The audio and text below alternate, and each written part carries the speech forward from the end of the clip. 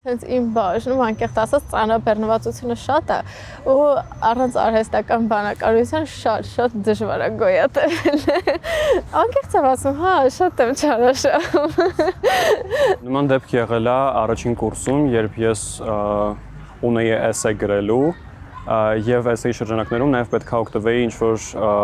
այլ աղբյուրներից, համացանցից, ինչ-որ ուրիշ վեբսայթերից եւ այդ task-ը, այդ ամենը ես հանձնեցի ChatGPT-ին եւ նույնիսկ չէի ստուգում այն ինֆորմացիան, որ ինքը ինձ տալիս էր եւ վերջում, երբ որ ես հանձնեցի այդ էսեն իմ դասախոսին, վերջում ստացա sense նկատողություն եւ feedback, որ այդ source-երը, որոնք ես օգտագործում եմ, իրականում գոյություն չունեին։ Երբ ավագ դպրոցում սկսեցինք կիրառական մաթեմատիկա եւ բարձրագույն մաթեմատիկա անցնել, ինձ համար դժվար էր պատկերացնել լոգարիթմների, ինտեգրալների գործածումը իրական կյանքում, մինչեւ արհեստական բանականությունը դրանք մեկնաբանեց։ Շատ է օգտագործում գրականության դասերը տնայինները անելուց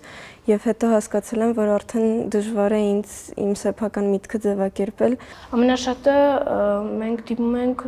ֆիզիկա, քիմիա, հանրահաշիվ, երկրաչափություն, հիմնական դրանք են։